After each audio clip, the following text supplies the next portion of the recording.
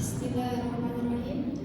Assalamualaikum warahmatullahi wabarakatuh. Waalaikumsalam warahmatullahi wabarakatuh.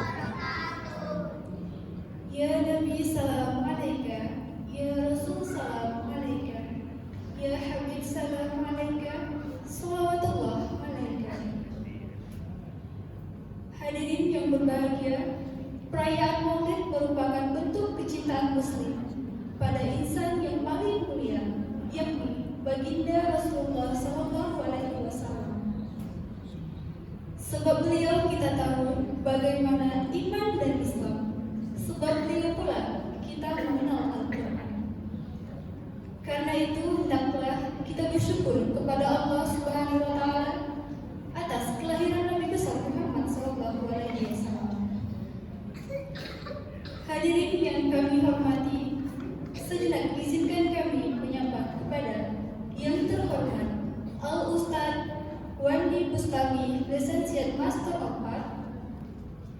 Yang kami hormati anggota DPRD Kota Pekanbaru, Bapak Doni SHMH, Bapak Rois SAG, Bapak Aidil Nur Putra. Yang kami hormati Ketua Badan Pengelola Masjid Paripurna Al-Mujahidin, Bapak Zamzami beserta seluruh pengurus. Yang kami hormati Bapak Ibu RT di lingkungan Masjid Paripurna Al-Mujahidin.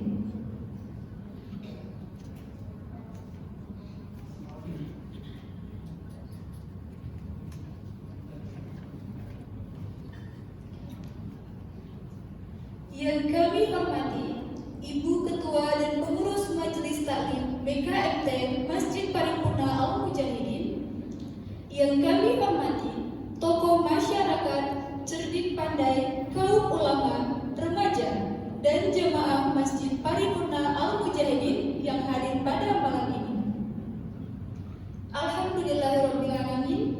Puji syukur kita panjatkan kehadirat Allah Subhanahu wa Ta'ala pada hari ini 26 September 2024 kita bisa hadir di Masjid Paripurna Al-Mujahidin dalam rangka Maulid Nabi besar Muhammad sallallahu alaihi wasallam. Allahumma sholli ala sayyidina Muhammad wa ala ali sayyidina Muhammad. Hadirin yang berbahagia, mengawali acara, marilah kita dengarkan lantunan bacaan ayat suci Al-Quran oleh Qari'ah Aisyah Nur Ramadhani. Kepada Qari'ah Aisyah Nur Ramadhani kami persilakan.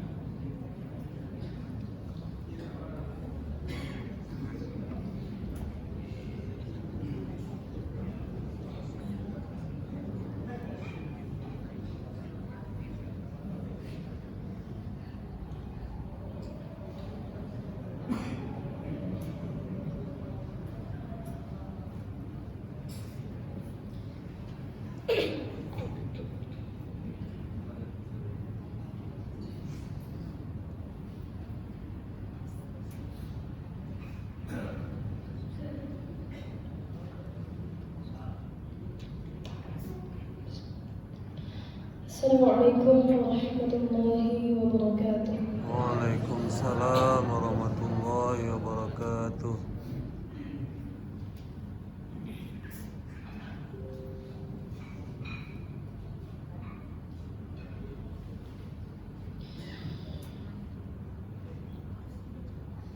A'udzu billahi minasy syaithanir rajim.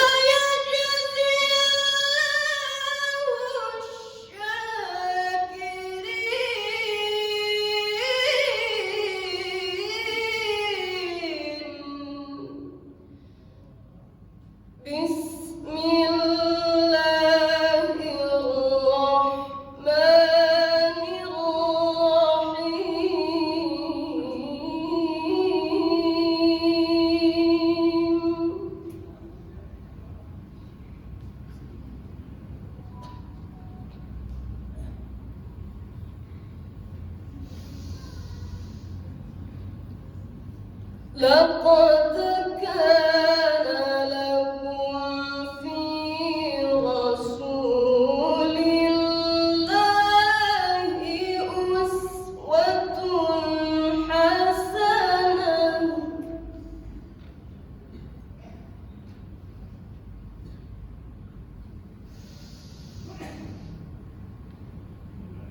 لمن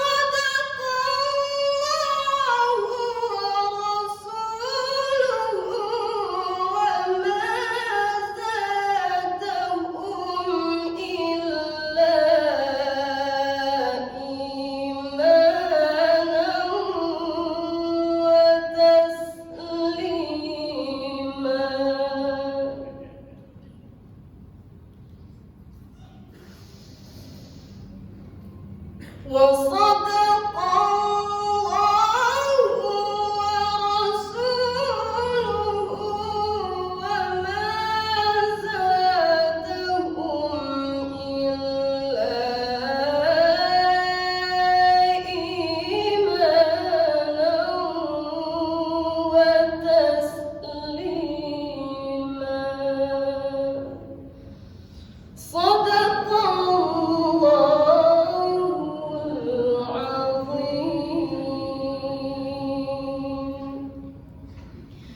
يا نبي سلام عليك يا رسول سلام عليك يا حبيب سلام عليك صلوات الله عليك الله يا نبي سلام عليك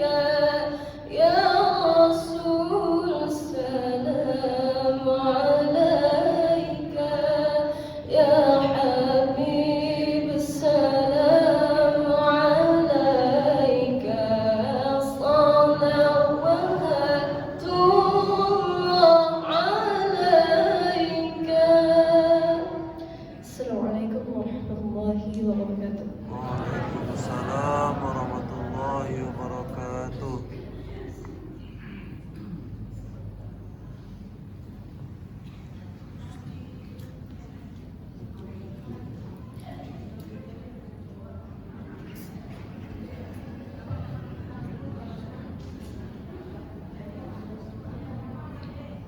Terima kasih kepada Qari'ah Aisyah Nur Ramadhani yang telah membacakan ayat suci Al-Quran.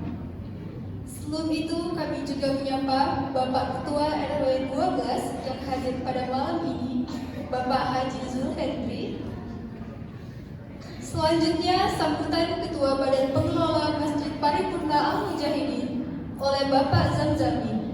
Kepada Bapak Zamzami kami persilakan.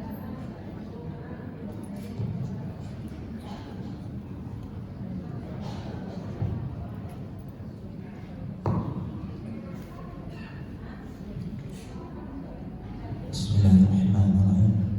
Assalamualaikum warahmatullahi wabarakatuh. Waalaikumsalam warahmatullahi wabarakatuh. Alhamdulillah rabbil alamin. Salatu wassalamu ala asrafil anbiya wal mursalin wa ala alihi wa ashabihi rasulillah ajma'in. Allahumma shalli ala Muhammad wa ala ali sayyidina Muhammad. Pertama dan utama marilah kita mengucapkan puji dan syukur kehadirat Allah Subhanahu wa taala. Alhamdulillah di malam yang cerah ini kita diberi waktu, diberi kesehatan dan kesempatan untuk bisa hadir di masjid ini dalam rangka Maulid Nabi besar Muhammad sallallahu alaihi wasallam. Salam dan salam telah kita kirim kunjungan Nabi besar Muhammad sallallahu alaihi wasallam. Allahumma salli ala Muhammad wa ala ali sayyidina Muhammad. Yang kami hormati anggota DPRD Kota Pekanbaru, Bapak Doni Putra SHMH. Yang saya hormati, saya ragu juga memanggil beliau bapaknya. Soalnya biasa saya panggil beliau ini adik karena beliau sudah jadi anggota dewan. Sebagai rasa hormat kita, nggak apa-apa lah. Yang saya hormati Bapak Haji Putra, yang saya hormati Bapak Rois SAG dalam perjalanan, yang saya hormati Limas pagi Bapak Alif, mungkin beliau di luar. Yang saya hormati Bapak Ketua Yayasan Rio Cendekia Al-Mujahidin Bapak Dr. Syekh Syarif, mungkin yang mewakili beliau ada Bapak Haji Yordani. Yang saya hormati Bapak RW 12 dan 2. Yang saya hormati Bapak RT di lingkungan Masjid Al-Paripurna Al-Mujahidin. Yang saya hormati Bapak Ketua Masjid dan Musala di sekitar Masjid Al-Mujahidin. Yang saya hormati Ibu Ketua Majelis Taklim Masjid Paripurna Al-Mujahidin dan juga Ibu Majelis Taklim di sekitar Masjid Al-Mujahidin.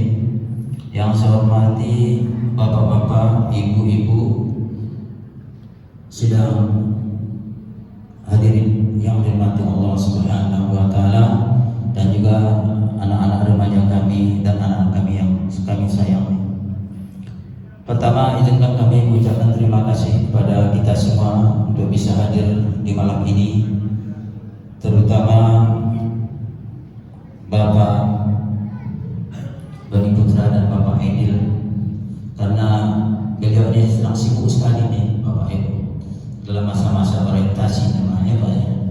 Jadi di masa sibuknya beliau ini, malam ini ada acara beliau sebetulnya masa orientasi.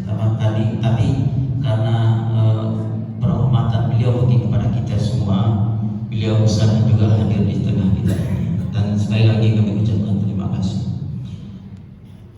Dan juga kami ucapkan terima kasih kepada remaja yang telah dan juga PHBI yang telah mentata acara ini, dan juga ibu-ibu majelis taklim yang telah ikut membantu dalam pelaksanaan acara ini.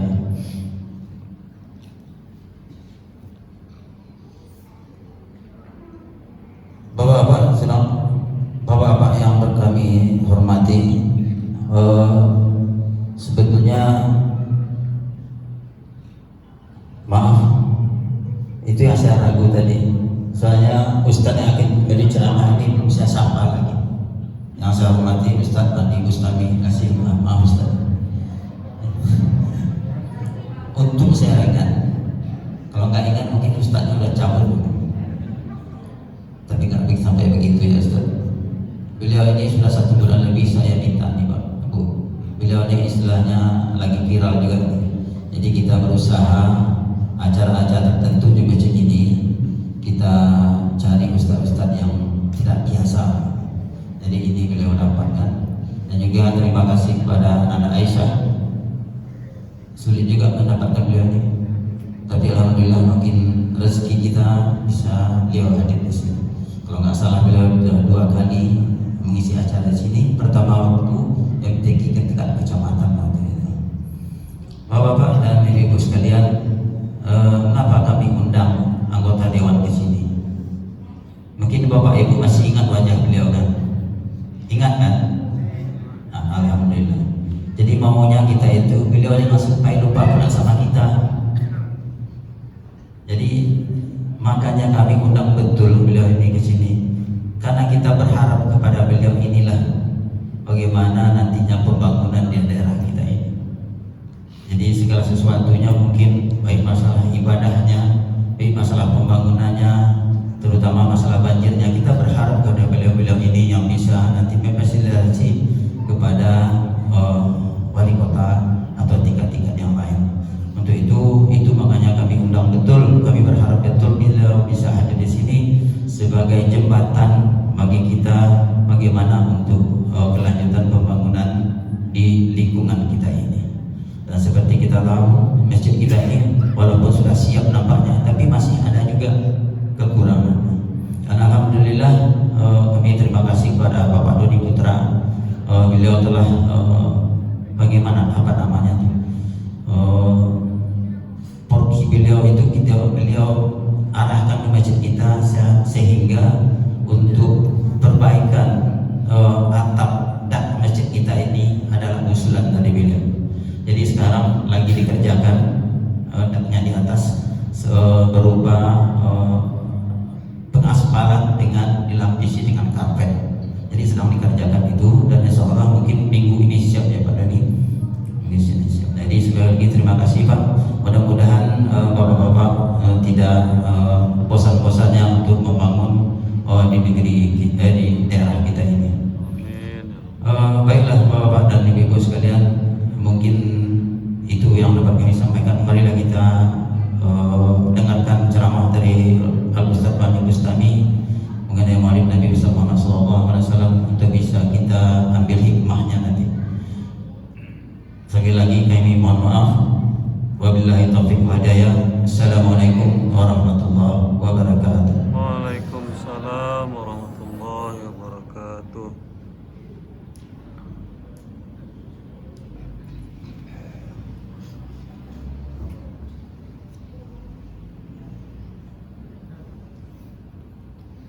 Terima kasih kepada Bapak Zamzami yang telah memberikan sambutan. Hadirin yang berbahagia, selanjutnya marilah kita simak bersama takbir akbar beserta pembacaan doa dalam rangka Nabi Muhammad dalam rangka Maulid Nabi besar Muhammad SAW. Maka dari itu marilah kita luruskan niat bersama-sama untuk thalabul ilmi, mendapatkan ilmu dari beliau. Kepada Bapak Ustadz Wandi Bustami, Lisensiat Master of Art, kami persilakan.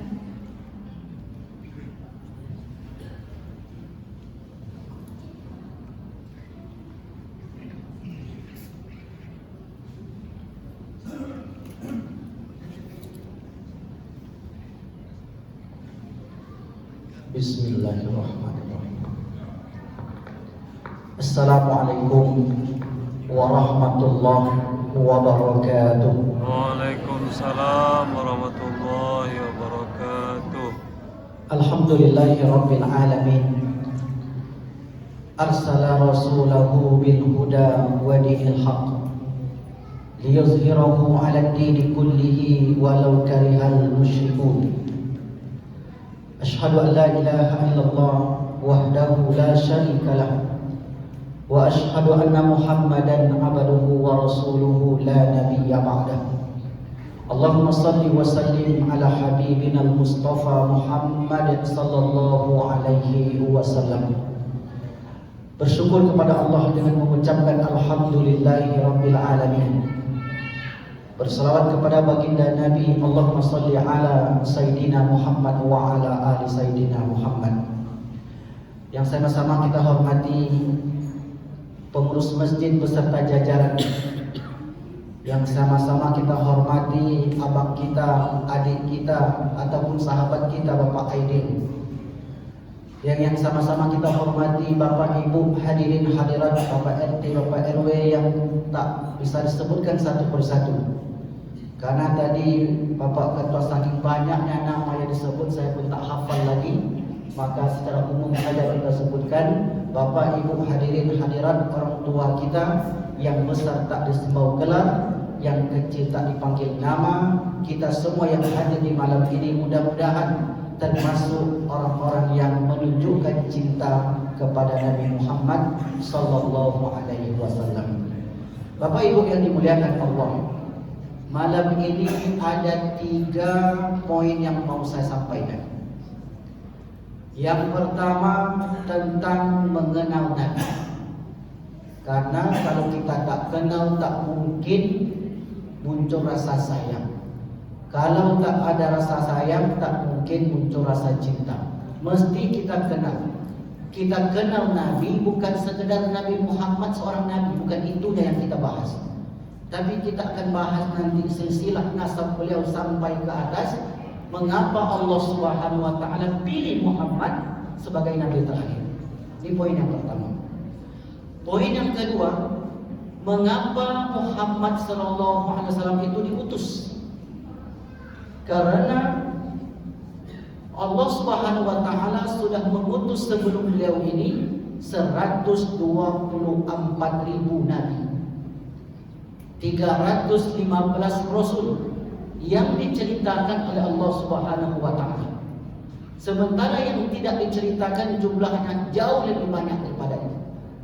Lalu mengapa dari nabi yang banyak tadi dan rasul yang jumlahnya ratusan tadi mesti diutus kembali seorang Nabi Muhammad sallallahu alaihi wasallam? Ini poin yang kedua. Poin yang ketiga, apa yang kita harapkan dari kehadiran seorang Muhammad? Kira-kira apa yang kita harapkan dari sallallahu alaihi wasallam?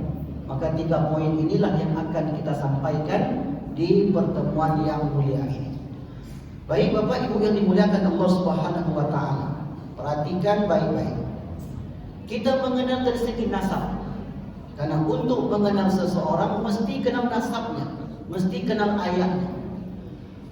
Muhammad bin Abdullah bin Abdul Muttalib bin Hashim bin Abdul Manaf bin Qusay bin Kilab bin Murrah bin Ka'ab bin Lu'ay bin Ghalib bin Fihr.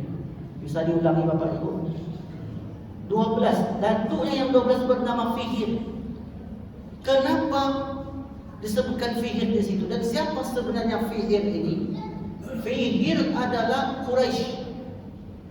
Quraisy itu siapa? Quraisy adalah orang yang paling terpandang di kota Mekah ketika itu. Tidak ada suku-suku yang berada di kota Mekah kecuali yang paling mulia dan paling dihormati adalah suku Quraisy. Apa faedahnya kata para ulama? Rasul itu sudah dipersiapkan dari keturunan orang besar. Karena tidak ada orang yang besar lahir di dunia ini kecuali diawali oleh datuknya orang besar. Jadi tidak ada Bapak Ibu tiba-tiba orang itu menjadi besar. Pasti ada ayahnya, datuknya, moyangnya, orang-orang besar tadi dahulu. Maka Allah Subhanahu wa taala mempersiapkan Muhammad ini mulai dari datuknya yang bernama Fihr yang ke-12. Maka Al-Quran yang kita baca saat ini Bapak Ibu, Al-Quran ini bahasa Arab, ya, bahasa Arab. Bahasa Arab siapa yang dipakai di kota Mekah? yang dipakai bahasa Quraisy. Bayangkan nasabnya yang mulia itu sehingga Al-Quran yang kita baca setiap hari ternyata diturunkan dengan bahasa Quraisy, bahasanya datuk Nabi Muhammad sallallahu alaihi wasallam. Ini masih Quraisy. Muhammad bin Abdullah bin Abdul Muttalib bin Hashim bin Abdul Manaf bin Qusay bin Kilab bin Murrah bin Ka'ab bin Lu'ay bin Ghalib bin Fi'il bin Malik bin Nadar bin Kinana bin Khuzaimah bin Mudrika bin Ilyas bin Mudar bin Riza bin Ma'ad bin Adnan bin Udad bin Muqawwim bin Nahur bin Dirah bin Ya'rub bin Yasjub bin Nabat bin Ismail. Coba bayangkan Bapak Ibu. Ternyata sebenarnya Allah Subhanahu wa taala lahirnya orang Quraisy yang disebut tadi ternyata juga datuknya dulu orang besar yang bernama Ismail alaihi salam, yang kita sebut-sebut namanya ketika hari raya Idul Adha. Apa hikmahnya? Lahirnya generasi hebat itu Bapak Ibu pasti diawali dari orang tua ataupun datuknya yang hebat. Kalau tak ada datuknya hebat Bapak Ibu, jarang sekali anak cucunya itu jadi hebat.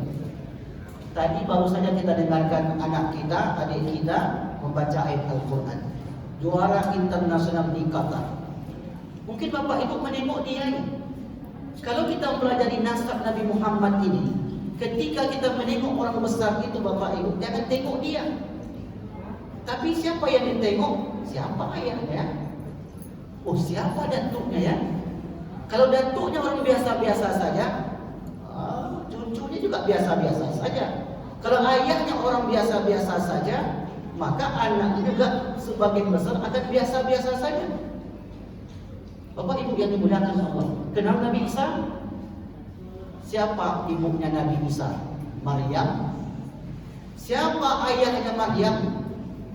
Maryam ayahnya bernama Imran. Imran itu Nabi atau bukan? Bukan, Imran itu bukan Nabi, tapi Imran itu orang biasa yang kemudian meningkatkan amal ibadahnya menjadi pengabdi di Baitul Maqdis. Kemudian dia tak pernah berhenti berdoa agar diberikan keturunan orang hebat. Lahirlah dari Hana istrinya Imran yang dididik oleh Imran itu sendiri, sehingga lahirlah seorang perempuan yang bernama Maryam. Maryam itu artinya Bapak Ibu, orang yang berkhidmat untuk agama Allah, untuk Masjid Baitul Maqdis. Dari situ Maryam terus berdoa fil mihrab, ini mihrab namanya. Dia berdoa, lahirlah anak yang hebat yang bernama Nabi Isa alaihi salam. Nah, inilah kita ambil hikmah daripada kisah nasab. Mengapa kita mesti mengenal nasab Nabi Muhammad sallallahu alaihi wasallam. Lalu kemudian kita tarik ke atas. Kita tarik ke atas lagi Ismail bin Ibrahim. Ibrahim itu apa yang dilakukannya ketika itu Bapak Ibu? Tak pernah putus berdoa agar cucu cicitnya menjadi orang hebat. Coba perhatikan, nanti saya kasihkan sebagikan amalan yang selalu dibaca oleh para ulama dan para nabi. Oleh para ulama, bahwasanya Ibrahim itu dia berdoa senantiasa kepada Allah agar dari keturunannya lahir para nabi dan para raja. Apa yang terjadi? Dari istrinya yang bernama Sarah lahirlah Ishak. Dari Ishak lahir Yakub. Keturunan Yakub itu disebut Bani Israel, orang-orang pilihan. Dari Bani Israel ini lahirlah anak-anak yang menjadi para nabi dan menjadi para raja. Artinya apa? Menjadi nabi, jadi rajanya itu diawali oleh doa datuk-datuknya dahulu.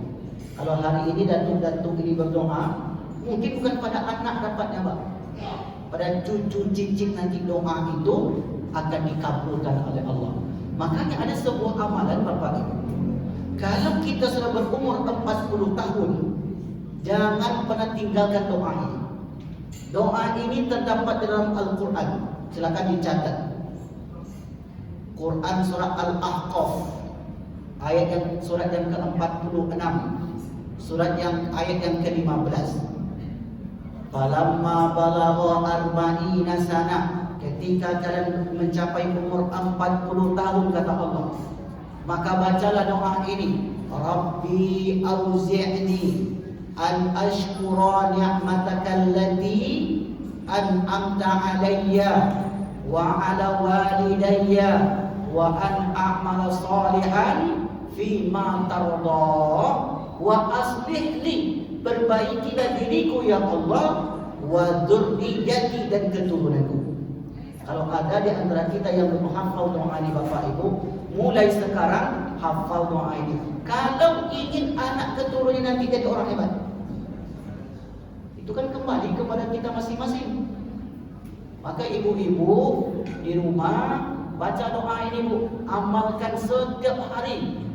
Saya ulang lagi Bu, surat Al-Ahqaf ayat 15. Baca nanti, dihafalkan doa itu dan dibaca oleh setiap saat. Karena isi doa itu adalah doa meminta kita menjadi baik dan keturunan kita menjadi orang-orang baik, orang hebat di masa yang akan datang. Maka Ibrahim alaihissalam terus berdoa. Apakah Ibrahim berputus asa Bapak Ibu? Di umur 80 tahun Nabi Ibrahim terus berdoa. Apa yang terjadi? Berkat mukjizat doa itu dikaruniailah anak yang kemudian menjadi penutup para nabi dari garis keturunan Ismail alaihissalam. Nah, inilah kita mengenal mengapa Muhammad itu diutus, tiba-tiba Muhammad yang dipilih. Padahal di Mekah itu Bapak Ibu banyak orang hebat. Abu Jahal itu orang hebat Pak. Amr bin Hisham itu orang besar. Tapi kenapa tidak ada Amr bin Hisham itu yang dipilih? Karena dari Bani Makhzum. Sementara Rasulullah dari Bani Hashim. Tertarik ke atas Ibrahim bin Azar bin Nahur bin Ra'u bin Amir bin Falah bin Shalah bin Al-Fakhshad bin Sam bin Nuh alaihissalam. Nuh dipilih oleh Allah, salah satu keturunannya yang bernama Ibrahim. Nuh itu siapa? Nuh bin Lama bin Matushalah bin Nuh bin Idris bin Ya bin Mahdani bin Kinan bin Anwas bin Sis bin Adam alaihissalam. Inilah yang disebut dengan keturunan nasab Rasulullah sallallahu alaihi wasallam. Kenapa penting nasab ini Bapak Ibu? Karena ketika kita ingin mengetahui siapa bapak orang ini, kenapa anak ini hebat hari ini, tak ada jalan lain kecuali kita tanya siapa ayah. Kita tarik ke bawah lagi Bapak Ibu. Muhammad lahir dari seorang ibu yang bernama Aminah. Aminah ini siapa? Aminah ini juga orang besar. Nasabnya bertemu dengan ayah Rasulullah di urutan yang kelima. Ternyata Abdul Muthalib memilihkan perempuan hebat sehingga lahirlah anak yang hebat. Berarti boleh kita untuk mencari sekufu dalam pernikahan itu Ustaz. Boleh kita mencari orang hebat dalam pernikahan itu Ustaz. Bukan boleh lagi Bu. Wajib hukumnya agar nanti lahir dari mereka itu anak-anak yang hebat. Jangan mencari menantu seperti membeli kucing dalam karung. Ketika datang bawa Pajero, sebulan kemudian Pajeronya hilang, rupanya Pajero itu rental.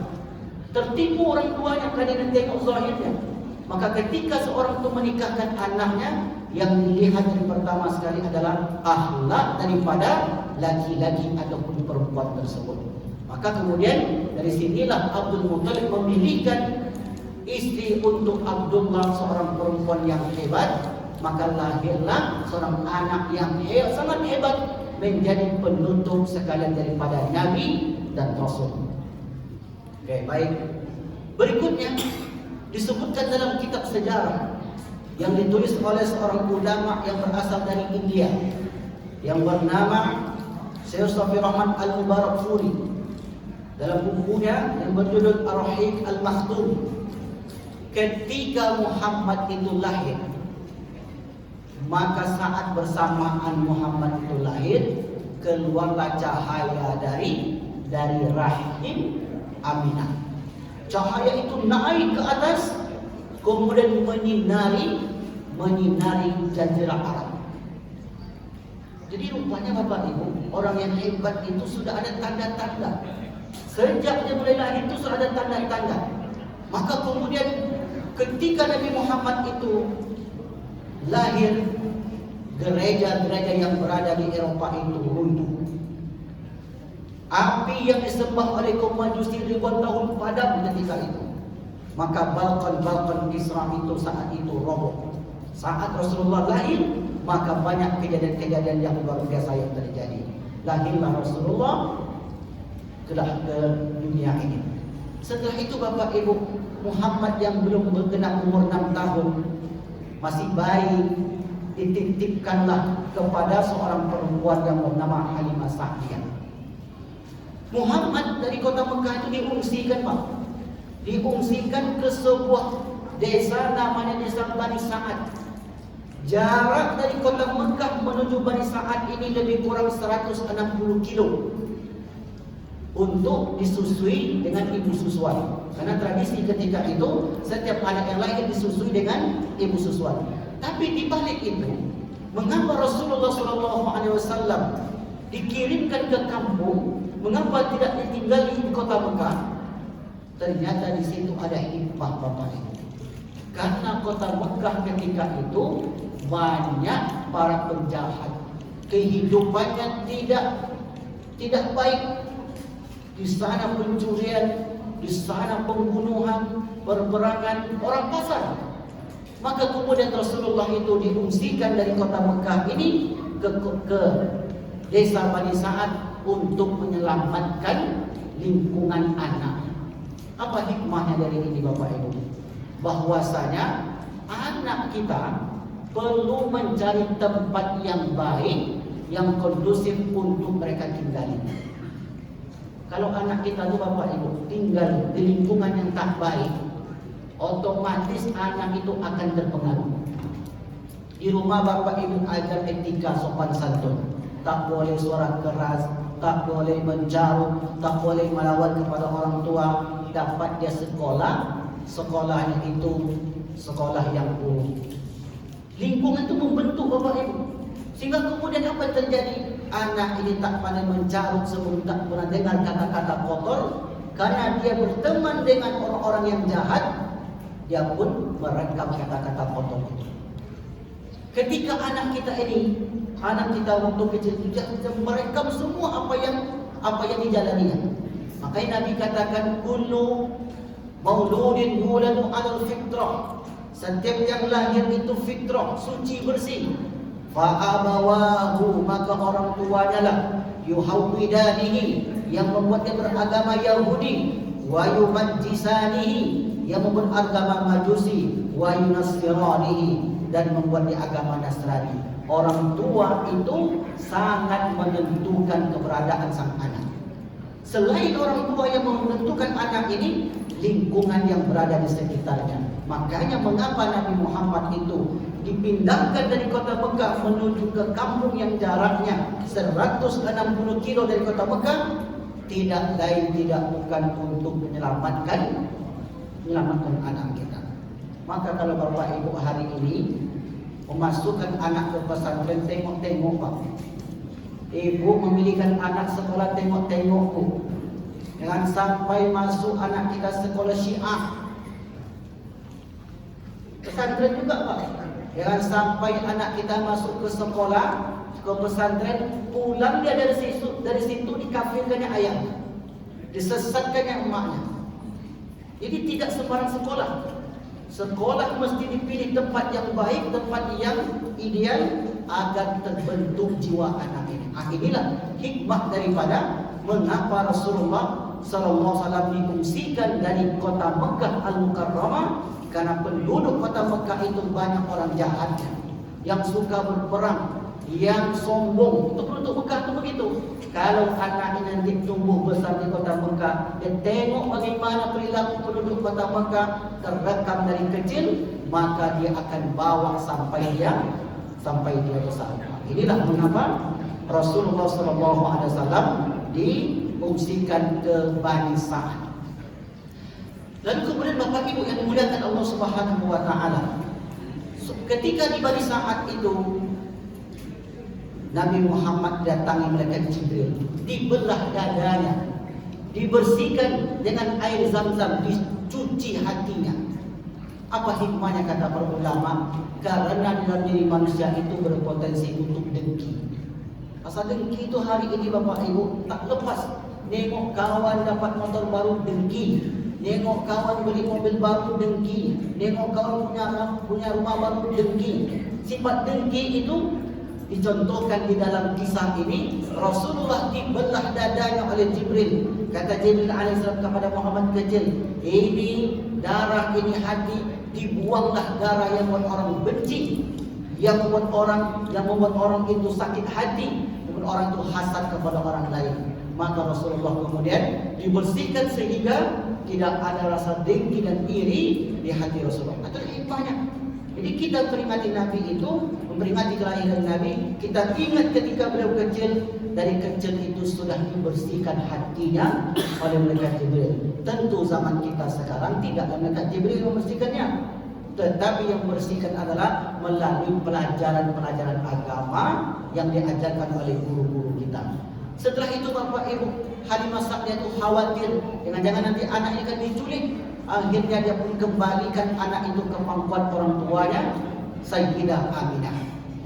Ketika tak lama bersama orang tuanya Sayyidah Aminah, Allah SWT panggil ibunya ini, Muhammad yatim dari kecil, yatim dan piatu sejak berumur 6 tahun. Apa hikmahnya? Hikmahnya, mengapa Rasul itu yatim piatu? Agar orang-orang yang anak-anak yang yatim piatu yang hidup semasanya diingatkan dan diperhatikan oleh orang-orang yang berada di sekitarnya. Tak boleh dia telantarkan anak yatim. Karena kalau Nabi Muhammad itu tidak yatim piatu sejak kecil, maka mungkin kita Bapak Ibu tak begitu perhatian dengan anak yatim piatu. Makanya Nabi Rasulullah katakan, ana wa kafirul yatim, saya dengan orang yang terus menjaga merawat anak yatim kahataini fil jannah, di surga jaraknya sangat dekat. Nah, Rasul katakan, kalau ada di dunia ada orang yang perhatikan anak yatim, dia kemudian berikan makan, berikan pakaian dan berikan harta zakatnya kepada anak yatim, dia dengan anak yatim itu seperti hubunganku dengan anak yatim itu di surga, kata Rasulullah SAW. Maka itulah hikmahnya mengapa Muhammad itu dibuat skenario oleh Allah yatim piatu sejak berumur 6 tahun. Ini poin yang pertama. Poin yang pertama, kita mengenali nasab sampai Nabi Muhammad itu berumur 6 tahun. Lalu kemudian Bapak Ibu yang dimuliakan Allah, dalam salah satu hadis disebutkan, Al-mar'u ma'a man ahabba yawmal qiyamah. Seseorang itu bersama yang ia cintai nanti di hari kiamat. Kalau kita ingin bersama Nabi di hari kiamat, juga kita mesti kenal siapa anaknya, siapa pula cucunya. Anak Muhammad 4 perempuan, 3 laki-laki, Zainab, Ruqayyah, Ummi Kulsum dan Fatimah, Qasim, Abdullah, Tayyibah, Abdullah. Kemudian dari Fatimah lahir 2 orang anak yang bernama Hasan dan Husain.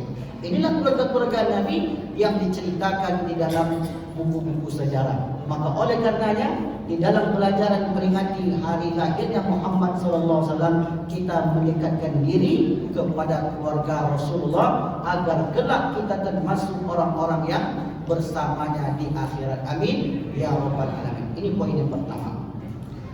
Poin yang kedua, kita 3 poin saja Bapak. Poin yang kedua, mengapa Nabi Muhammad itu diutus lagi Bapak? Padahal Nabi jumlahnya 124.000. Walaqad arsalna rusulan min qablika, sungguh wahai Muhammad, kami telah utus rasul-rasul sebelum kamu. Minhum man qasasna alaik, di antara mereka itu ada yang kami kisahkan cerita-ceritanya. Wa minhum man lam naqsus alaik, dan di antara mereka itu ada yang tidak kami kisahkan ceritanya. Ada satu kampung itu Bapak Ibu diutus 3 orang nabi. Di Al-Quran yang Bapak Ibu sering baca ayatnya, Quran surat yang ke-36, Allah berfirman, Wadrib lahum mathalan ashabal qaryah. Berilah kabar gembira, berilah contoh kepada mereka wahai Muhammad, suatu kampung. Kampung ini terletak di Yunani hari ini. Nama kampungnya Antioquia. Wadrib lahum mathalan ashabal qaryah id ja'a alaihimul mursalun, yang telah kami utus kepada mereka rasul-rasul kami.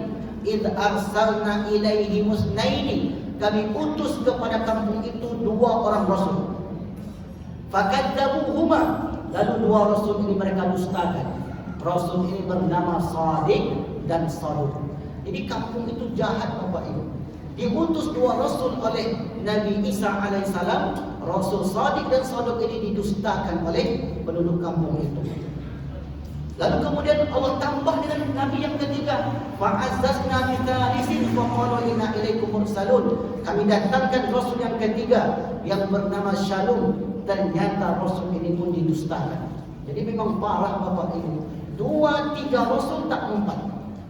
Kalaulah kita ambil hikmahnya, kalau ada hari ini suatu daerah 2-3 ustaz tak mempan dakwah di situ, berarti masyarakatnya itu badar lagi.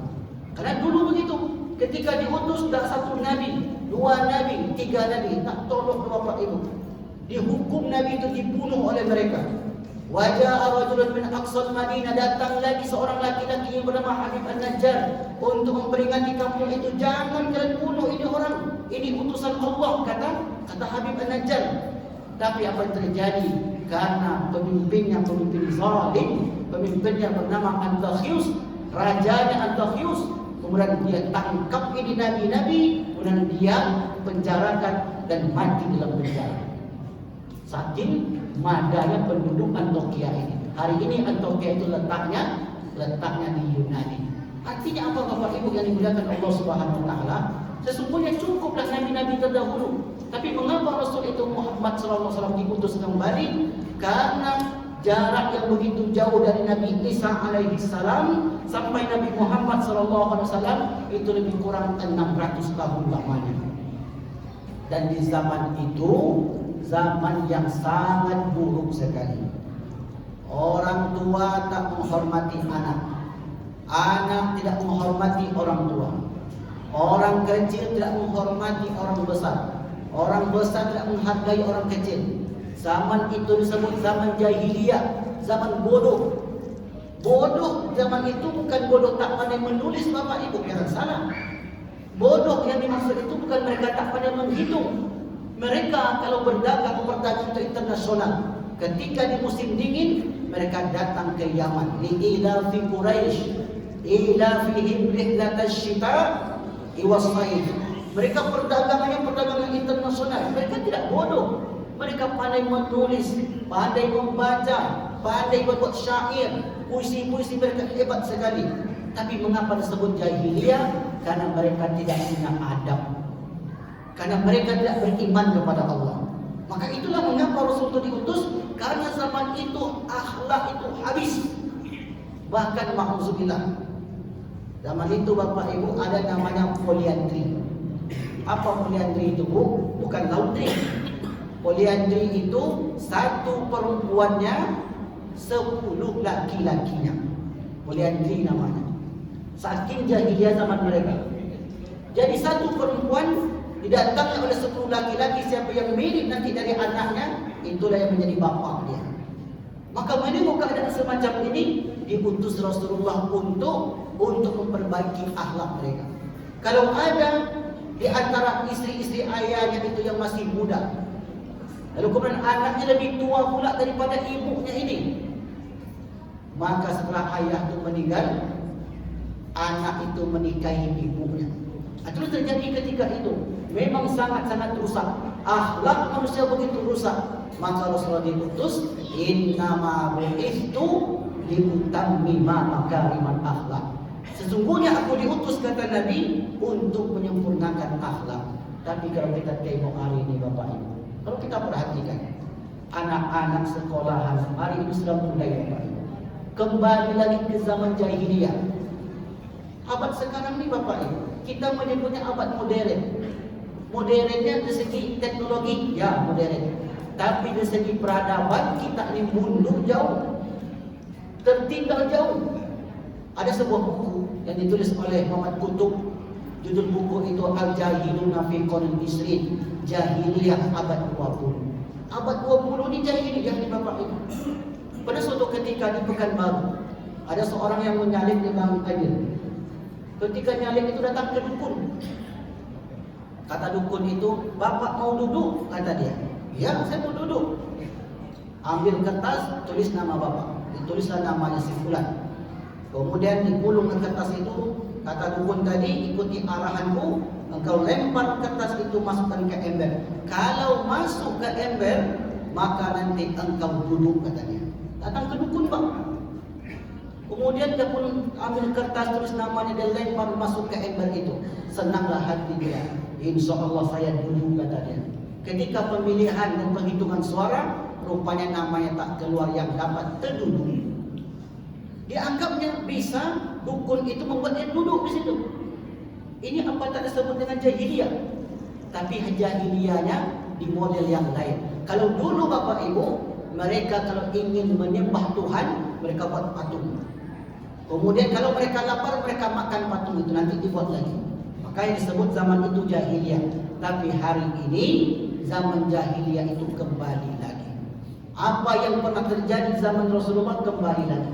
Kalaulah umat Islam itu tidak meneladani, tidak mempelajari apa yang terjadi zaman Nabi, maka keadaan umat hari ini semakin hari semakin jahiliyah. Jangan kira Bapak Ibu kita tinggal di Kota Pekanbaru ada yang tak pandai sholat, ada yang tak ngerti sholat. Saya jumpa suatu masjid, Bapak itu sholat sunat ba'da asar. Bayangkan Bapak, sholat sunatnya setelah asar. Ada orang yang sholat sunat di lapangan, karena sholat Idul Fitrinya, Idul Adhanya di lapangan. Dia pun dengan pede sholat sunat, usolli sunatan tahiyatul masjid. Aku berniat sholat tahiyatul masjid. Padahal itu bukan masjid. Ditanya oleh kawannya, "Bapak sholat apa tadi?" "Sholat tahiyatul masjid." "Ini bukan masjid, ini lapangan." Diulang lagi sholatnya, "Sengaja aku sholat sunat lapangan," katanya. Kenyataan ini Bapak Ibu. Artinya, kalau ada orang mengatakan hari ini zaman modern, ilmu pengetahuan sudah maju, oh tunggu dulu. Hari ini masuk jahiliyah abad modern yang kedua. Maka di akhir zaman itu nanti Bapak Ibu, di akhir zaman Islam itu hanya tinggal nama. Islam itu tinggal nama, Pak. Al-Quran itu la yabqa min al-Qur'ani illa rasmu. Al-Quran ini hanya tinggal tulisan saja. Bertahun-tahun Al-Quran itu di rumahnya, tapi tak pernah dibaca. Wala yabqa al-Islami illa ismu. Islam itu hanya tinggal di KTP-nya saja. Tak nengok kita ke masjid. Orang 5 kali ke masjid sehari, dia sekali 5 hari ke masjid. Ada yang ke masjid 2 kali dalam setahun saja. Alhamdulillah. Maka ini disebut dengan zaman modern. Zaman modern, padahal zaman jahiliyah. Rasulullah diutus dahulu dalam keadaan masyarakat semacam inilah Bapak Ibu. Akhlak anak-anak tak ada sama sekali. Habis Pak. Hari ini akhlak anak-anak kita pun sudah habis. Tengoklah Pak. Untung ada anggota dewan yang hadir, mana tahu ada pula ide menyampaikan nanti program pendidikan di dataran DPRD. Karena dulu ketika saya kecil masih ingat saya Bapak Ibu, masih ada Arab Melayu. Masih ada Pak. Tapi sekarang masih ada anak Bapak Ibu? Gak ada lagi. Kalaupun ada 1-2 sekolah, tak pandai lagi anak-anak kita ini Pak.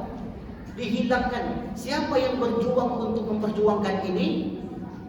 Itulah perwakilan kita yang duduk di sana. Nah, kalau mereka tak ke masjid, bagaimana mungkin mereka tahu apa aspirasi kita? Maka disitulah pentingnya memang seperti disampaikan Pak Ketua tadi, kalau bisa semakin banyak yang hadir semakin bagus. Setidaknya sedikit demi sedikit kita sampaikan yang pun juga hendaknya untuk memperbaiki umat itu supaya kejahiliannya tidak bersangatan. Begitulah yang terjadi di zaman Rasulullah. Maka Rasulullah beserta para sahabat membangun masyarakat Madani. Sampai di kota Madinah, maka terjadilah namanya Madinah Al-Munawwarah. Kalau kita bawakan zaman sekarang di Bapak Ibu, pengurus-pengurus masjid, tokoh masyarakat bahu-membahu untuk menghidupkan masjid. Inilah salah satu cara Rasulullah dahulu untuk menghilangkan jahiliyah di zaman dahulu. Hari ini untuk menghilangkan jahiliyah itu, bahu-bahu Pak RT, Pak RW, anggota dewan, pengurus masjidnya, tokoh masyarakatnya untuk mengajak ke rumah Allah, mengadakan majelis-majelis ilmu. Untuk inilah Muhammad itu diutus ke atas muka bumi ini. Karena Al-Quran mengatakan, laqad ja'akum rasulun min anfusikum, sungguh telah datang kepada kalian seorang rasul dari diri kalian sendiri, azizun alaihi ma anittum, sangat tersiksa Nabi itu menengok umatnya tersesat, sangat prihatin Rasul itu menengok umatnya tidak beragama, jauh dari Allah. Rasul itu sangat sedih. Maka hari ini kita, itu pula yang kita rasakan Bapak Ibu. Kita selaku orang tua, selaku tokoh masyarakat, mesti ada rasa sedih dalam hati kita. Umur sudah 60 tahun tak sampai-sampai ke masjid Pak, kecuali Maulid Nabi Isra Mi'raj tahun baru. Itulah cuma kan sampai ke masjid. Selebihnya Jumat itu pun tidak selalu. Idul Fitri, Idul Adha, Maulid Nabi, Isra Mi'raj, tahun baru, dan hari-hari besarnya. Di beberapa tempat kita temukan begitu Bapak Ibu. Saya pernah masuk ke suatu perusahaan sawit di Asia.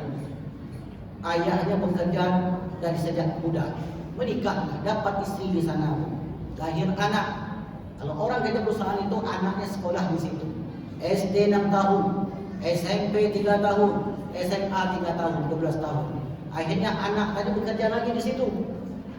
Dan tumbuh besar menikah lagi. Anaknya di situ pula. SD 6 tahun, SMP 3 tahun, SMA 6 tahun. Sampai umur 60 tahun lah pada ketingkatan cucu tadi tak pandai mengaji. Bayangkan. Kenapa? Karena jauh dari agama itu sendiri. Ada di antara kita ini, masyarakat kita, SD umum dari kecil, orang tuanya tak peduli agamanya. Masuk SMP umum, anak sudah mulai dewasa. Masuk SMA umum, anak itu sudah mencari jati diri. Masuk kuliah umum, maka anak itu sudah bebas. Umur 25 tamat kuliah. Bekerja di tempat umum sampai umur 60 tahun. Dari kecil dah tersentuh agama, ketika sudah pensiun bingung. Mau solat ke masjid takut, mau baca Al-Quran tak bisa. Inilah disebut dulu jahiliyah dahulu di zaman Nabi, zaman sekarang pun disebut jahiliyah, tapi dengan bungkus yang berbeda. Makanya Nabi Muhammad diutus karena dia sangat prihatin, sangat prihatin menengok masyarakat jahiliyah yang jauh dari rumah Allah Subhanahu wa taala. Akhirnya poin kedua, mengapa kita mengadakan Maulid Nabi? Maulid Nabi ini sebenarnya Bapak Ibu hanya ritual saja. Inti daripada Maulid Nabi ini disampaikan program-program. Karena yang hadir banyak disampaikan oleh Pak Ketua. Program Senin, Selasa di sini ada pengajian, majelis taklim ibu-ibu. Di situ dapat informasi, dari situlah kemudian berlanjut pengamalan agama kita. Poin yang kedua. Poin yang ketiga. Apa yang kita harapkan dari seorang Muhammad itu? Bapak Ibu yang dimuliakan Allah, kita tidak selamanya hidup, akan berakhir dengan kematian. Setelah kita mati, kita kemana? Apakah kita masih ada di dunia ini? Tidak ada. Apakah kita ada di kuburan itu, Pak? Tidak ada. Apakah kita ada di kuburan itu, Bu? Tidak ada. Kalau ada yang mengatakan 7 langkah meninggalkan kuburan, maka itu tidak benar. 7 langkah meninggalkan kuburan malaikat datang, itu tak benar Bapak Ibu. Karena kalau 7 langkah berarti 6 langkah mereka tak datang. Kalau kuburan yang tak pernah ditinggalkan, berarti malaikat tak datang-datang. Kalau orang meninggal tak punya kubur, berarti malaikat bingung untuk mencarinya. Makanya dalam kehidupan dunia ini ada kehidupan setelah ini, disebut kehidupan barzakh. Di kehidupan barzakh itu ayah saya sudah meninggal, ayah bapak ibu mungkin, atau anaknya mungkin, atau kawan-kawan sudah meninggal. Semua mereka yang sudah meninggal hari ini berada di barzakh. Siapapun yang meninggal di barzakh. Barzakh itu bukan di dunia Bapak Ibu. Tidak ada yang kembali ke dunia setelah orang meninggal. Semuanya menetap di sana sampai datang hari berbangkit. Ketika berbangkit, ada seseorang nanti yang menunggu kita di telaganya. Siapa seseorang ini? Maka itulah Muhammad sallallahu alaihi wasallam. Apa kata Rasulullah? Ana faratukum alal haud. aku tunggu kalian di telagaku ini. Di telaga Nabi di padang mahsyar ketika itu panas sekali.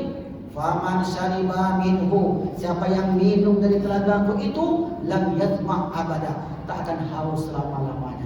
Tapi Bapak Ibu, ada umat Muhammad itu yang enggak dikenal Muhammad nanti. Enggak dikenal, Pak. Enggak dikenal, Bu. Dia ngaku umat Muhammad tapi enggak dikenal oleh Muhammad. Siapa dia? Kata Muhammad, suhkan, pergi kau dari sini, kata Muhammad. Diusirnya orang itu. Siapa mereka itu Bapak Ibu? Man saddaqa bikadzbihim, orang yang membenarkan kebohongan penguasa. Ikut dia di situ. Wa a'ana ala zulmihim, dan membantu kezaliman mereka, para penguasa ini. Kata Nabi, lam yasma walastu minhu, laisa minni, dia bukan bagianku, wa lan yarda alail haudha, dia tak akan pernah singgah di telagaku ini, namanya al-haud. Ini yang kita harapkan Bapak Ibu. Kalau kita tak tahu ini, ada kezaliman, ada kemaksiatan, dan kita ikut pula membantu situ, Nabi tak akui sebagai umatnya. Padahal dia di dunia solat, rajin berselawat. Karena perbuatan dia di dunia, maka Nabi nanti katakan suhkan, pergi kau dari sini, kata Muhammad. Engkau bukan umatku. Laisa minni wa la yarida al-haudha. Maka kita tak ingin demikian. Yang kedua yang mesti kita lakukan di dunia ini, apa kata Rasulullah? Basyirin masya'in, beri kabar gembira kepada orang yang berjalan ke masjid, fi zulami, di waktu gelap, bin nuri tami, dengan cahaya sempurna, yaumul qiyamah, pada hari kiamat. Di waktu gelap itu Bapak Ibu, solat isya dan solat subuh. Bapak solat isya di masjid, ibu solat subuh di masjid. Perjalanan yang gelap itu Allah akan ganti dengan cahaya. Kalau dia di rumah tak dapat, maka Nabi tak kenal. Karena di padang mahsyar itu nanti, kata Rasulullah, inna ummati yuda'auna yaumal qiyamati ghurran muhajjalin. Nanti aku panggil umatku satu persatu kerana ada cahaya yang memancar dari anggota tubuhnya. Tapi orang itu tak muncul cahaya Bapak Ibu, tak kenal dia. Maka orang-orang semacam ini, karena dia tak ke masjid di waktu isya, satu masjid, tak ke masjid di waktu subuh, dia memilih salat di rumah, maka tidak ada cahaya menerang dia nanti di padang mahsyar, sehingga dia tidak dikenal oleh Nabi. Padahal yang kita harapkan dari situ adalah syafaat baginda Rasulullah sallallahu alaihi wasallam. Maka inilah pelajaran yang berharga yang dapat saya sampaikan pada malam berbahagia ini. Jadi ada 3 poin yang saya sampaikan. Yang pertama, kita mesti mengenal nasab Nabi Muhammad sallallahu alaihi wasallam. Ini kesimpulannya Bapak Ibu. Yang kedua, dari nasab ini mengapa Nabi Muhammad itu difungsikan? Karena untuk memilih kondisi yang terbaik untuk anaknya. Yang ketiga, bahwasanya Muhammad itu diutus karena keadaan kota Mekah itu kacau balau. Tak ada etika, tak ada akhlak, tak ada sopan santun. Yang keempat, Muhammad itu diutus supaya nanti dapat menyelamatkan kita. Tapi itu pun ternyata ada orang-orang yang dicuekin oleh Rasulullah sallallahu alaihi wasallam. Wallahu a'lam bishawab. Maka inilah yang mungkin dapat saya sampaikan. Pengajian itu tak perlu lama-lama, 45 menit cukup. 45 menit. Karena dari 45 menit itu Bapak Ibu, menurut ilmu public speaking, orang hanya mampu fokus 15 menit.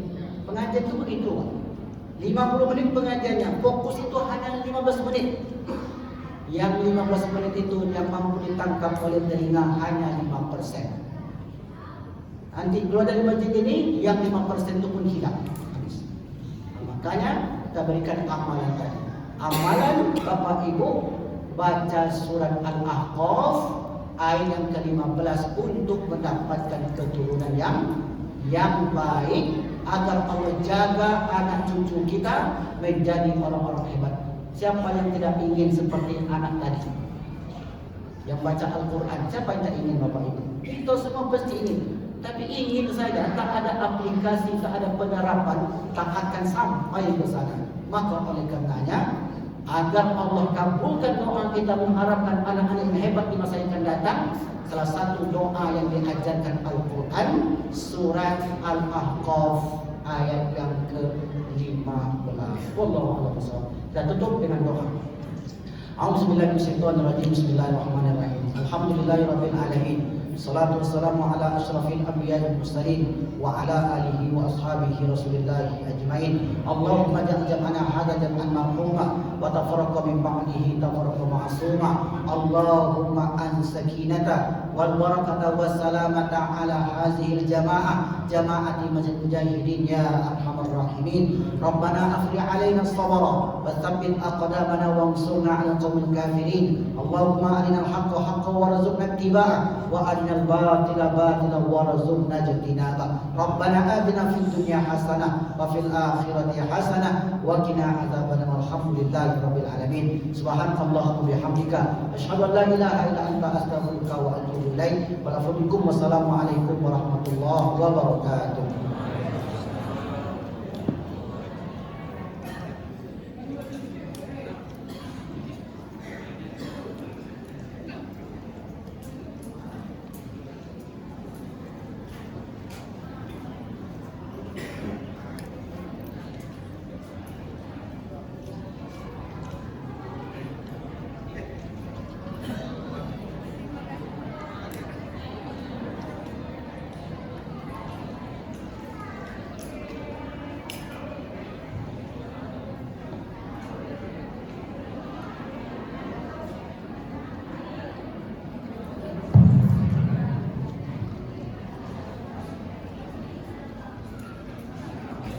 Terima kasih kepada Bapak Ustadz yang telah menyampaikan ceramah.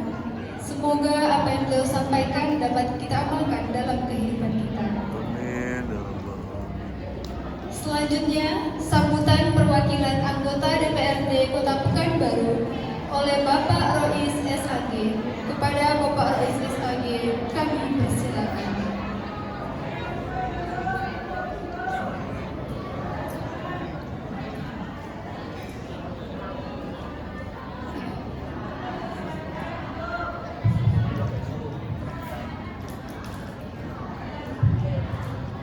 Assalamualaikum warahmatullahi wabarakatuh. Waalaikumsalam warahmatullahi wabarakatuh. Alhamdulillahilladzi anzala sakinata fi qulubil mu'minin liyazdadu imanan ma'a imanihim. Syada la ilaha illallah syada Muhammadan abduhu wa rasuluhu la nabiyya ba'dah. Allahumma shalli ala Muhammadin wa ala alihi wa ashabihi wal mada'i ila yaumil. Yang terhormat Bapak Ketua Masjid Mujahidin Masjid Paripurna. Kemudian seluruh pengurus tentunya, Bapak Ketua RT, Ketua RW dan pengurus majelis taklim tentunya yang ada di Masjid Paripurna ini. Dan juga ada rekan-rekan saya dari DPRD Pekanbaru, ada Pak Doni Saputra, ada Pak Idil ya. Saya atas nama teman-teman barangkali ingin memberikan sedikit ya kata sambutan. Tentu yang pertama ucapan terima kasih yang tidak terhingga kepada bapak pengurus masjid yang sudah mengundang kami untuk hadir. Ini bukti bahwa insya Allah kami ingin menjadi orang-orang yang baik. Sebagaimana disampaikan oleh Ustaz, bahwa berapa kali Ustaz menyebut tentang masjid yang luar biasa. Karena kalau boleh saya mengutip nih Pak, dalam surat Al-Isra, bahwa orang yang diberkahi itu bukan orang yang suka lalak, orang yang suka jalan ke mall atau yang kemana-mana. Tetapi dalam surat Al-Isra itu dikatakan ilal masjid kan, minal masjid ilal masjid ya. Subhanalladzi asra bi'abdihi lailan minal masjidil haram ilal masjidil aqsa alladzi barakna. Yang diberkahi adalah orang yang melazimkan dirinya datang ke masjid. Makanya kami mencoba ini. Bersyukurlah Bapak punya wakil-wakil yang insyaallah nggak anti masjid itu. Kemudian kami juga ingin merealisasikan bahwa apa itu namanya, Rasulullah itu mengatakan bahwa dalam salah satu hadisnya, sallu kama ra'aitumuni usalli, salatlah kalian sebagaimana aku salat. Jadi jangan diterjemahkan secara letter like, secara bahasa. Tetapi sifat-sifat sholat Rasulullah seperti apa? Rasulullah itu pertama sholatnya ya di masjid, bagaimana sampaikan Ustaz tadi. Yang kedua apa? As-sholati ala waktiha. Jadi kami datang hari ini ya tentu dalam rangka bukan hanya datang menyapa warga pada saat pemilu saja, tetapi kami juga ingin bermuajahah, bertatap muka dalam momen-momen seperti ini. Mudah-mudahan ini adalah bentuk keseriusan kami untuk bersama-sama menjadi wakil rakyat Bapak Ibu semua. Dan salah satu yang disampaikan Ustaz tadi adalah yang sudah kami perjuangkan di periode sebelumnya adalah disahkannya ya peraturan daerah tentang pendidikan diniyah non formal. Iya, cuman yang menjadi masalah memang belum bisa dibayarkan secara penuh. Nah, yang hadir hari ini mudah-mudahan ada Pak Aidil, Pak Doni, dan saya bisa sama-sama nanti mengawal untuk memperjuangkan kalau kondisi keuangan pemerintah kota bisa membaik. Itu barangkali yang ingin saya sampaikan. Mudah-mudahan ke depan kalau memang kondisi pemerintah kota keuangannya baik, tentu kami bisa berkontribusi terhadap lingkungan kami ya, tentunya di Payung Sekaki dan Senam Lani. Jadi intinya kami datang sekali lagi mohon doa Bapak Ibu semua supaya 5 tahun ke depan kami kuat memegang amanah ini ya. Tidak tergelincir kepada sesuatu yang tidak kami inginkan, karena kekuatan doa itu sesungguhnya yang kami harapkan. Perjuangan di sana mungkin tidak terlalu berat, tetapi ya godaannya yang berat itu. Makasih Bapak Ibu sekalian yang sudah mendoakan tentunya ya, dan membantu perjuangan kami semua. Lebih dan kurang barangkali mohon maaf, dan secara pribadi saya minta maaf juga terlambat. Mestinya tadi habis sholat isya tapi ada agenda di tempat lain, dan selepas ini pun sudah menunggu di tempat lain ada lagi. Demikian saya akhiri dengan subhanaka Allahumma wa bihamdika asyhadu an la ilaha illa anta astaghfiruka wa atubu ilaik. Assalamualaikum warahmatullahi wabarakatuh.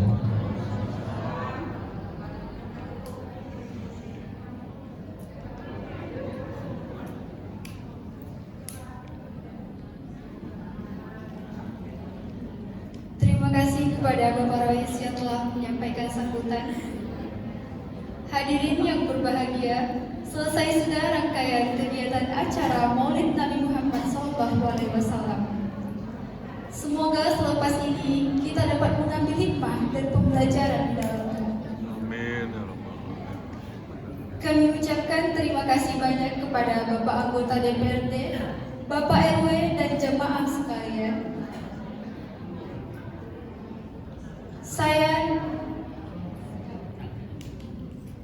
Kami seluruh pengurus dan panitia dalam acara ini memohon maaf atas segala kesalahan.